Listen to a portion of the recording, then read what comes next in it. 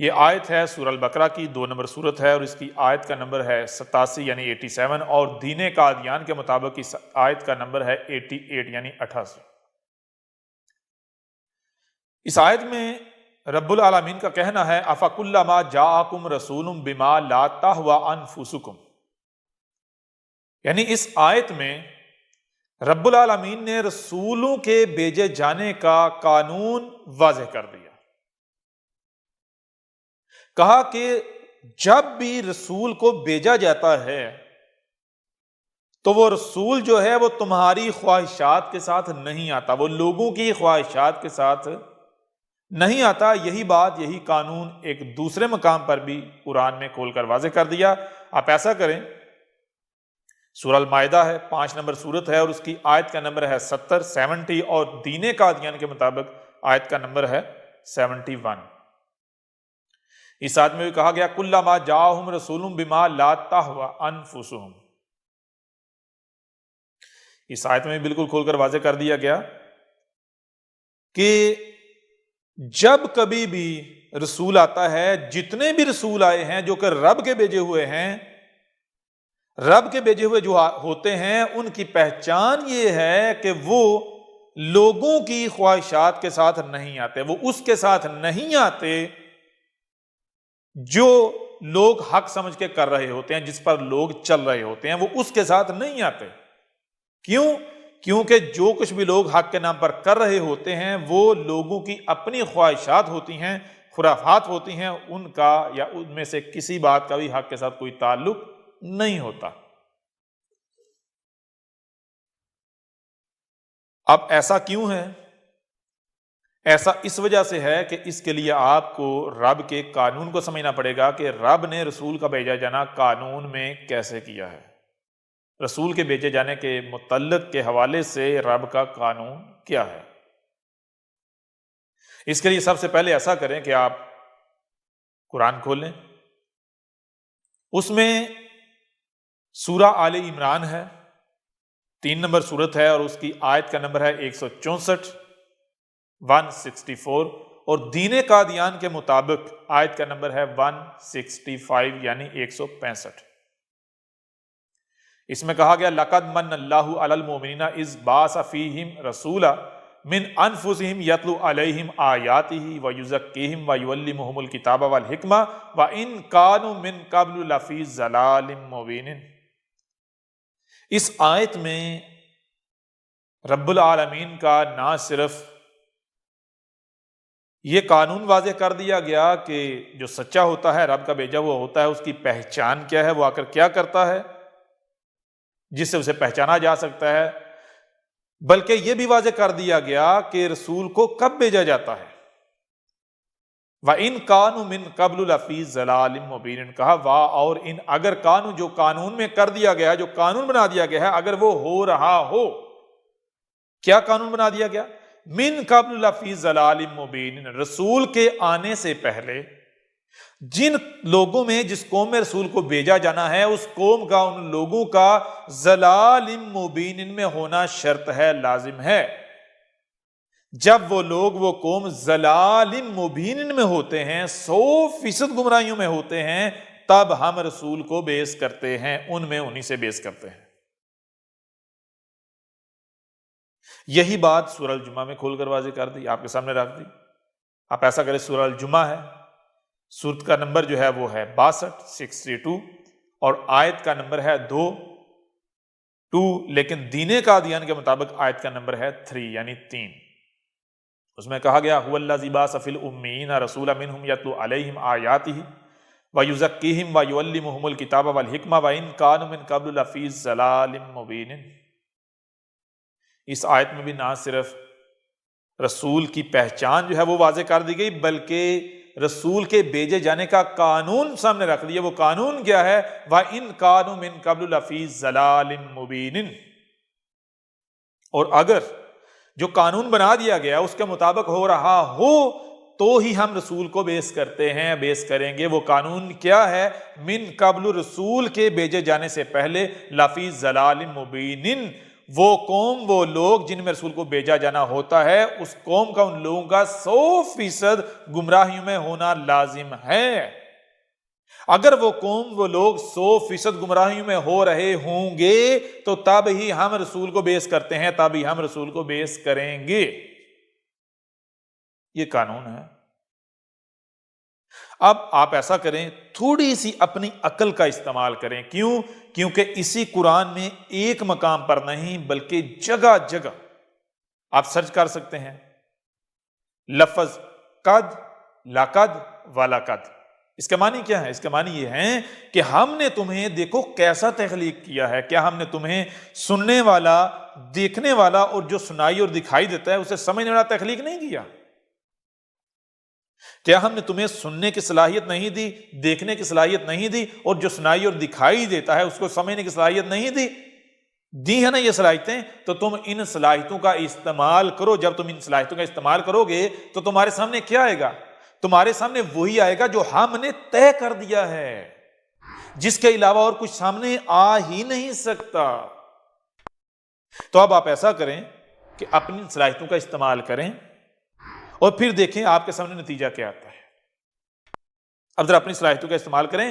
میں آپ سے سوال کرتا ہوں کہ جب قانون یہ ہے کہ رسول تب پیش کیا جاتا ہے جب لوگ 100% گمراہیوں میں ہوں، 100% ہر لحاظ سے گمراہیوں میں ہوں، تو رسول جو آ کر بات کرے گا کیا وہ ایسی بات کرے گا جو پہلے سے ایگزسٹ کر رہی ہو، لوگوں میں اپنا وجود رکھ رہی ہو، پہلے سے موجود ہو؟ یا پھر وہ جو بھی بات کرے گا وہ لوگوں کو ایک نئی بات نظر آئے گی؟ کیوں؟ کیونکہ اس کے آنے سے پہلے لوگ 100% گمراہیوں میں ہیں۔ جو عقائد و نظریات رسول کے آنے سے پہلے موجود ہیں، دنیا میں پائے جاتے ہیں، ان لوگوں میں پائے جاتے ہیں، وہ سب کی سب ہر لحاظ سے، ہر پہلو سے گمراہیاں ہیں، ان میں حقیقت کا، حق کا شائبہ بھی نہیں۔ تو جب ایسی صورت میں رسول آئے گا تو وہ جو بھی بات کرے گا کیا وہ ایسی بات کرے گا کہ لوگ اسے داد دیں، وہ لوگوں میں پہلے سے موجود ہو؟ یا پھر وہ جو بھی بات کرے گا وہ لوگوں کے سامنے، لوگوں کی نظر میں ایک نئی بات ہوگی؟ اب خود غور کریں۔ یہ وہ وجہ ہے جس وجہ سے آپ کے اوپر یہ بات بھی بالکل کھل کر واضح ہو جائے گی اور واضح ہو جاتی ہے کہ جب سچا آتا ہے تو وہ لوگوں کی خواہشات کے ساتھ نہیں آتا۔ کیوں؟ کیونکہ لوگوں کی خواہشات کیا ہوتی ہیں؟ جس پر وہ چل رہے ہوتے ہیں، وہ اس دین پر چل رہے ہوتے ہیں جو انہیں نسل در نسل اپنے آباء و اجداد سے منتقل ہوا۔ اور وہ کیا ہوتا ہے؟ لوگوں کے پاس کوئی ایک چیز نہیں ہوتی دین کے نام پر، ایک ہی موضوع پر، ایک ہی شے پر طرح طرح کے عقائد و نظریات موجود ہوتے ہیں۔ جیسے مثال کے طور پر مارکیٹ ہے، آپ کو شیمپو چاہیے یا صابن چاہیے تو طرح طرح کے صابن موجود ہیں، طرح طرح کے شیمپو موجود ہیں۔ کوئی شخص آتا ہے، وہ دیکھتا ہے ان میں سے جو اس کو اچھا لگتا ہے وہ لے لیتا ہے، خرید لیتا ہے۔ دوسرا آتا ہے، اس کو جو اچھا لگتا ہے وہ خرید لیتا ہے۔ تیسرا آتا ہے، اس کو جو اچھا لگتا ہے وہ خرید لیتا ہے۔ بالکل ایسے ہی رسول کے آنے سے پہلے ایک ہی موضوع پر طرح طرح کے عقائد و نظریات پائے جاتے ہیں، موجود ہوتے ہیں، اور لوگ جو ہیں جس کو جو عقیدہ و نظریہ اچھا لگ رہا ہوتا ہے وہ اس کو اخذ کیے ہوئے ہوتا ہے۔ ایک ہی بات پر، ایک ہی موضوع پر طرح طرح کے عقائد و نظریات موجود ہوتے ہیں، اور لوگ جس کو جو اچھا لگتا ہے وہ اخذ کر کے بیٹھا ہوا ہوتا ہے۔ یوں ہر کوئی نہ صرف اپنے آپ کو حق کہہ رہا ہوتا ہے بلکہ دوسروں کو گمراہ اور باطل کہہ رہا ہوتا ہے۔ رسول کے آنے سے پہلے ضلال مبین ہوتی ہیں، یعنی لوگ طرح طرح کے گروہوں میں، فرقوں میں تقسیم ہوتے ہیں۔ گروہ فرقہ کیا ہوتا ہے؟ فرقہ کسے کہتے ہیں؟ یعنی ایک بات ہے، ایک موضوع ہے، اس کے اوپر بہت سارے عقائد و نظریات پائے جاتے ہیں، اپنا وجود رکھتے ہیں۔ کسی نے کوئی عقیدہ و نظریہ اخذ کیا ہوا ہے، کسی نے دوسرا، کسی نے تیسرا، کسی نے چوتھا، کسی نے پانچواں، کسی نے چھٹا۔ جس کو جو اچھا لگ رہا ہوتا ہے، جو جس کی خواہشات کے مطابق ہوتا ہے، وہ اسے اخذ کر کے بیٹھا ہوا ہوتا ہے۔ اب ظاہر سی بات ہے کہ رسول جب آتا ہے اس کے آنے سے پہلے ایک ہی موضوع پر جب طرح طرح کے عقائد و نظریات پائے جا رہے ہوتے ہیں، آپ رسول ان میں سے کسی بھی عقیدے اور نظریے کے مطابق آتا ہے۔ رسول جو بات کرتا ہے وہ ان میں سے جو جتنے بھی عقائد و نظریات پائے جاتے ہیں وہ کسی ایک کا عقیدہ نظریہ ثابت ہو جاتی ہے، تو رسول تو پھر اس گروہ، اس فرقے کی خواہشات کے ساتھ آ گیا۔ اب اگر ایسا ہو تو وہ تو رب کا بھیجا ہوا ثابت ہی نہیں ہوتا، کیوں قرآن کہہ رہا ہے کہ رسول جو ہے، جتنے بھی جو ہمارے بھیجے ہوئے ہیں وہ لوگوں کی خواہشات کے ساتھ نہیں آتے۔ یہ وجہ ہے کیونکہ جب رسول آتا ہے تو رسول کے آنے سے پہلے ضلال مبین، یعنی 100% گمراہیاں ہوتی ہیں۔ اب رسول جب آتا ہے، بات کرتا ہے، جس موضوع پر بھی لب کشائی کرتا ہے، تو وہ لوگوں کے لیے ایک نئی بات ہوتی ہے، کیوں؟ وہ کسی بھی گروہ، کسی بھی فرقے سے میچ نہیں کرتی۔ اب میں آپ سے سوال کرتا ہوں، دین قادیان سے سوال کرتا ہوں، دنیا کے ہر مرزئی قادیانی سے سوال کرتا ہوں جو اپنے آپ کو احمدی کہلواتا ہے یا کہتا ہے، کہ ذرا یہ بتاؤ کہ مرزا غلام قادیانی لوگوں کی خواہشات کے ساتھ آیا یا لوگوں کی خواہشات کے خلاف آیا؟ آپ خود جواب دے دو۔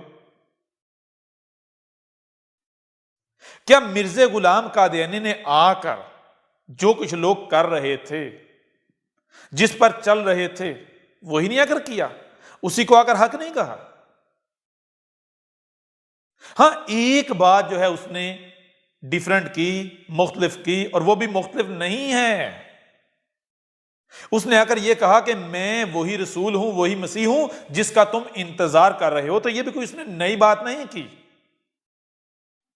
نئی اس لیے نہیں ہے کیونکہ لوگ آلریڈی پہلے سے ہی انتظار میں ہیں، اور اس نے آ کر کہا میں وہی ہوں جس کا تم انتظار کر رہے ہو، باقی سارے کا سارا دین وہی ہے جو تم کر رہے ہو، نمازیں وہی، یعنی صلاۃ کے نام پر جو تم کر رہے ہو، نمازیں پڑھ رہے ہو، حق ہے۔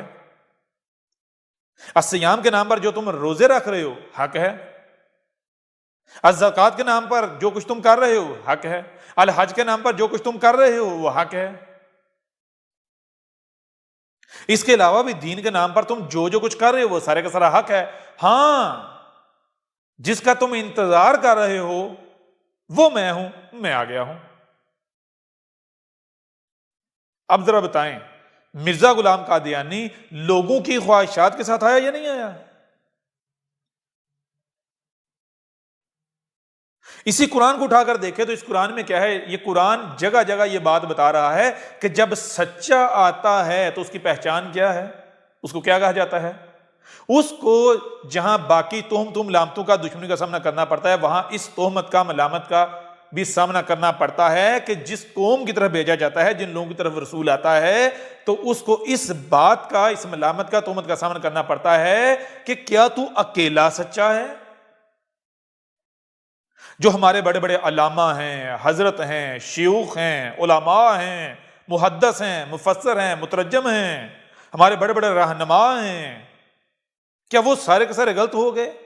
جو تواتر سے دین چلا آ رہا ہے وہ دین غلط ہو گیا؟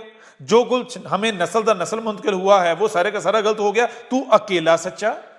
کیوں؟ کیونکہ اگر تیری بات کو مان لیا جائے، تیری دعوت کو حق مان لیا جائے، اسے تسلیم کر لیا جائے، تو ہمیں اس دین کو ترک کرنا پڑے گا جس دین پر ہم نے اپنے آباء و اجداد کو پایا ہے۔ تو ایک نیا دین لے کر آ گیا۔ جو دین تو لے کر آیا ہے، اس دین کے بارے میں نہ ہی تجھ سے پہلے ہم نے کسی سے سنا، اور نہ ہی یہ ہمارے آباء و اجداد نے کبھی کسی سے سنا۔ کیوں؟ کیونکہ ہمیں جو ہمارے آباء و اجداد کا لٹریچر منتقل ہوا ہے اس میں تو ایسی کوئی بات ملتی نہیں جو باتیں تو کر رہا ہے آ کے۔ یہ ہے سچے کی پہچان۔ تو کیا مرزا غلام قادیانی کو ان تہمتوں، ان ملامتوں کا سامنا کرنا پڑا؟ نہیں۔ کیوں نہیں؟ کیونکہ وہ لوگوں کی خواہشات کے ساتھ آیا۔ اس نے آ کر کہا کہ یہی نمازیں ہیں، الصلاۃ کیا؟ یہی نمازیں ہیں۔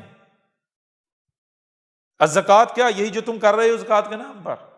الحج کیا؟ جو تم الحج کے نام پر کر رہے ہو۔ الصیام کیا ہے؟ یہ جو تم الصیام کے نام پر روزے رکھ رہے ہو۔ رب کیا ہے؟ وہ کائنات سے باہر ایک الگ بیٹھا ہوا اوپر چڑھ کے، وہی عقائد و نظریات جو اس کے آنے سے پہلے موجود تھے، وہ اس نے آ کر کہا یہ سب کے سب حق ہے، ہاں صرف مجھے رسول مان لو۔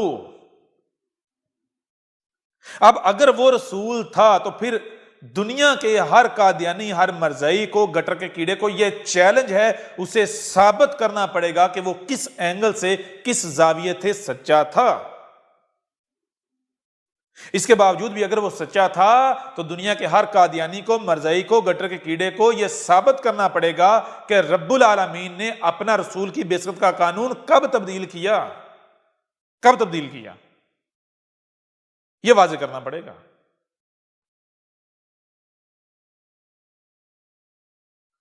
مرزا غلام قادیانی لوگوں کی خواہشات کے ساتھ آیا،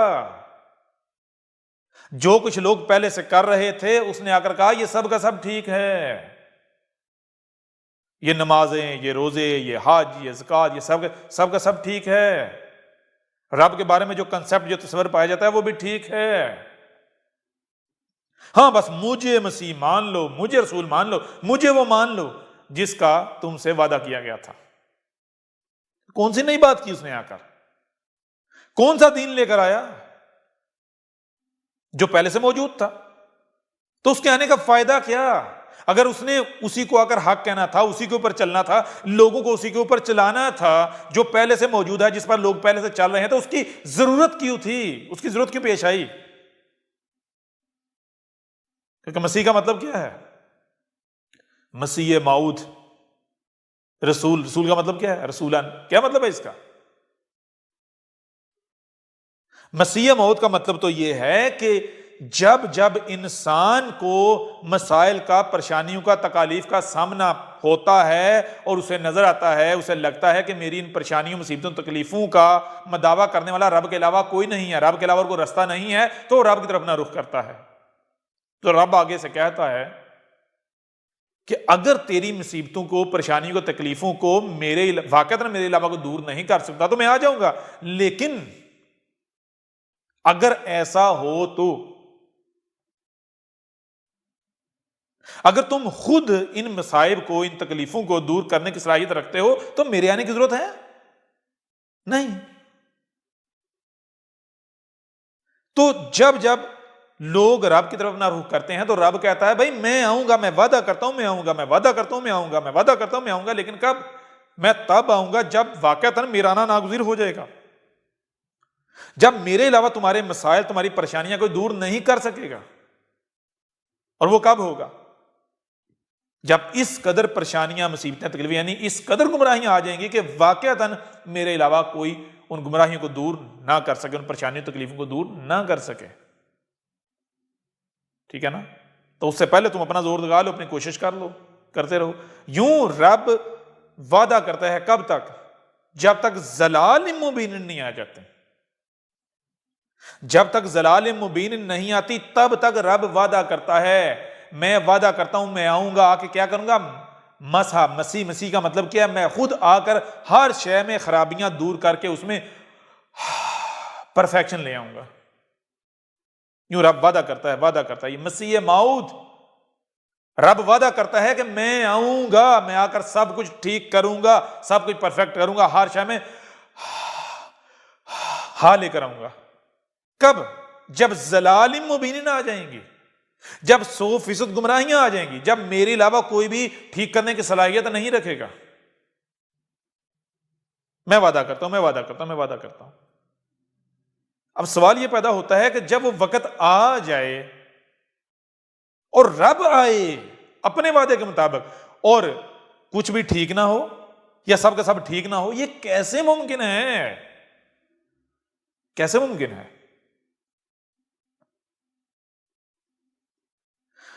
مسیح نے تو تب آنا تھا جب اس کے آنے سے پہلے 100% گمراہیاں، ہر شے میں خرابی ہونا شرط تھی، 100% گمراہیاں ہونا لازم تھی، شرط تھی۔ وہ یہ کیسا مسیح ہے جو آ کر کہہ رہا ہے کہ جو کچھ تم کر رہے ہو سب کا سب ٹھیک ہے؟ اور جب سب کا سب ٹھیک ہے تو تیرے آنے کی ضرورت کیا تھی؟ تو کیوں آیا؟ یعنی اس سے تو یہ بات بالکل کھل کر واضح ہو جاتی کہ اس گدھے کے بچے کو، مرزا قادیانی الخنزیر کو تو یہی نہیں پتا تھا مسیح موعود کا معنی کیا ہے۔ اگر یہی علم ہوتا تو یہ بے غیرت یہ دعویٰ نہ کرتا، یہ بات نہ کرتا، اس کو تو اتنا ہی علم نہیں تھا۔ اب آپ خود غور کریں، خود بتائیں، یہ سچا تھا؟ اس میں عقل تھی؟ اس سے بڑا کذاب مکار کوئی اور ہو سکتا ہے؟ سوال ہی پیدا نہیں ہوتا۔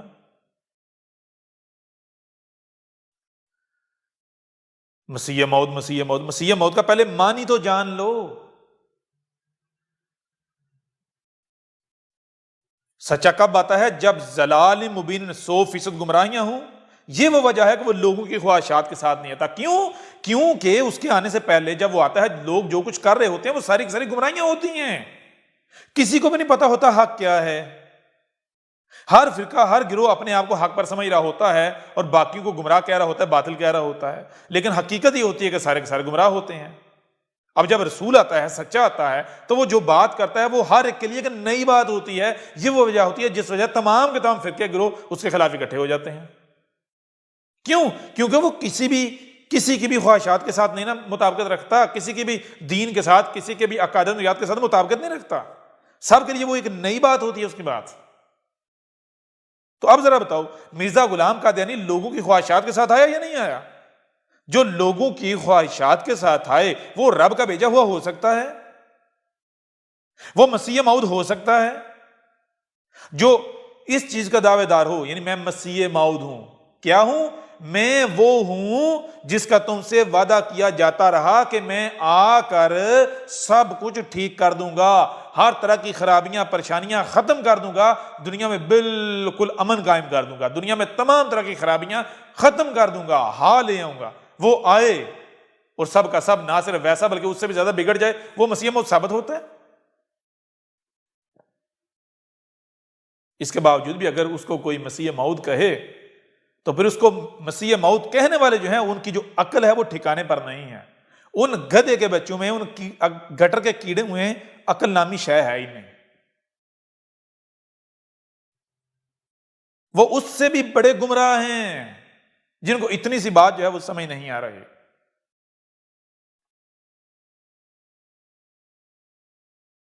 لہذا دین قادیان کو، دنیا کے ہر مرزئی کو، دین قادیان جو کہ ایک گٹر ہے، دنیا کا غلیظ ترین گٹر ہے، اس گٹر کے ہر کیڑے کو ہمارا یہ چیلنج ہے، کھلم کھلا چیلنج ہے کہ وہ قرآن کی ان آیات کی روشنی میں مرزا غلام قادیانی کو سچا ثابت کرے۔ نہیں کر سکتے، نہیں کر سکتے۔ اس کے باوجود بھی اگر دنیا کا کوئی قادیانی مرزئی گٹر کا کیڑا، اپنے آپ کو احمدی کہلوانے والا، یہ کہتا ہے کہ مرزا غلام قادیانی وہی مسیح موعود تھا، رسول تھا، سچا تھا، تو پھر وہ اپنے عمل سے، اپنی زبان سے یہ اعلان کر رہا ہے کہ قرآن جھوٹا ہے، رب کا قانون جھوٹا ہے، رب العالمین غلط ہے۔ کیونکہ اب ایک طرف مرزا غلام قادیانی ہے اور دوسری طرف قرآن ہے، اور دونوں ایک دوسرے کی ضد ہیں۔ قرآن کہہ رہا ہے مرزا غلام قادیانی میرا دشمن ہے۔ اب اگر کوئی یہ کہتا ہے کہ مرزا سچا تھا تو وہ قرآن سے نہ صرف برات کا اعلان کر رہا ہے بلکہ قرآن کے ساتھ دشمنی کا اعلان کر رہا ہے۔ اب ایک طرف مرزا غلام قادیانی ہے اور دوسری طرف قرآن کی روشنی میں رب ہے، رب العالمین ہے۔ اگر کوئی مرزا غلام قادیانی کو سچا کہہ رہا ہے تو وہ رب العالمین کو جھوٹا کہہ رہا ہے۔ تو جو بھی رب کے مقابلے پر کھڑا ہو وہ رب کا مقابلہ کر سکے گا یا کر سکتا ہے؟ بالکل نہیں۔ رب اسے نشان عبرت بنائے گا۔